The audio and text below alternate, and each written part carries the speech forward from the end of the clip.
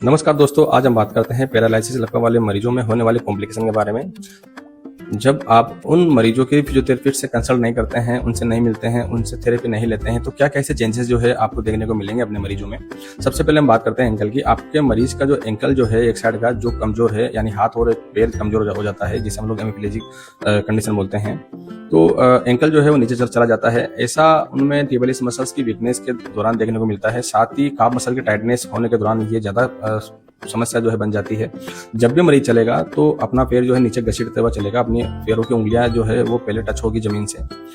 दूसरी मैं बात करूं तो आप में जो है एबडक्शन ऑफ हिप की कमी देखने को मिलेगी, यानी आप जो है पैर को बाहर की तरफ नहीं कर पाएंगे, जिससे आपका हिप जो है वो अंदर की ओर रहेगा। और जब भी आप चलेंगे तो आपका जो है वो सर्कमडक्शन गेट जो है वो बनेगा, यानी आप अपने पैर को जो है ग्रेविटी से आप उसे उठा के और सर्कमडक्शन गेट में लेते हुए चलेंगे।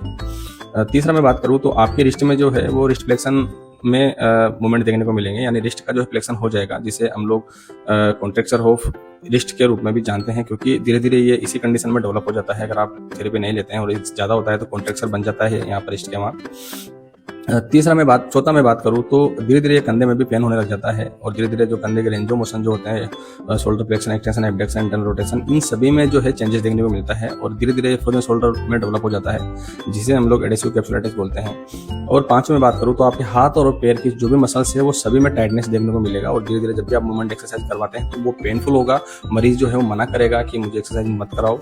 इसीलिए मेरा आपसे ये रिक्वेस्ट है कि आप जितना जल्दी हो सके आप ऐसे मरीजों को फिजियोथेरेपी सेंटर पर ले जाएं, उनसे फिजियोथेरेपी से कंसल्ट करके उनसे थेरेपी ले, उनसे एक्सरसाइज कराएं, ताकि आपके मरीजों में ये सब समस्या नहीं हो।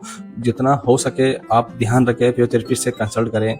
फिजियोथेरेपिस्ट जो है वो आपके ब्रेन की न्यूरोप्लास्टिसिटी पे काम करता है अगर बिल्कुल मूवमेंट नहीं होता है। उनके पास ही ऐसी जो है टेक्निक होती है, ऐसे मेथड होते हैं जो आपके मरीज को जो है वापस अपनी डेली एक्टिविटी लाइफ में जो है वो ला सकता है, वापस अपने काम खुद कर सकता है, उठ बैठ सकता है।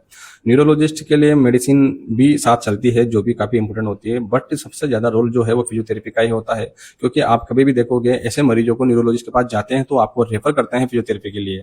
अगर आप वो पर्चा जो है आप देखोगे कभी भी तो उसमें साफ साफ लिखा होता है रेफर टू फिजियोथेरेपी, या फिजियोथेरेपी से कंसल्ट करें। इसलिए मेरा आपसे अनुरोध है कि आप जितना जल्दी हो सके आप फिजियोथेरेपिस्ट से मिले, फिजियोथेरेपी कराएं लकवा वाले मरीजों में। Thank you so much.